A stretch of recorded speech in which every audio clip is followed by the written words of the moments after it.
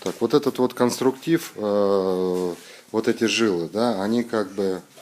Ну, у вас здесь, во-первых, здесь доборы пойдут. Вот, вот эта часть, вот эта, вот отсюда. Ее будет не видно, да? Ее будет не видно. Так, понятно. Нижняя часть, вот эти с жилами, да? Вот это вот облицовка вся эта. Ну, а здесь сверху их особо и нету. Как бы.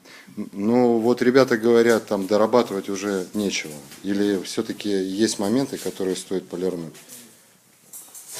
Ну, в принципе, его сейчас разберут. Если вот нечего никакой тут резкой уже не надо, его сейчас разберут и будут вот эти части натирать, как бы, чтобы они блестели. В общем, а по первому камину мы на 1 число тогда договариваемся, да?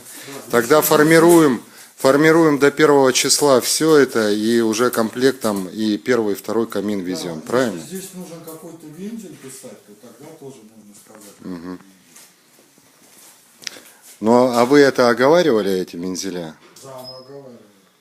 Ага. Что мы делаем его, когда уже вот он собран. Понятно.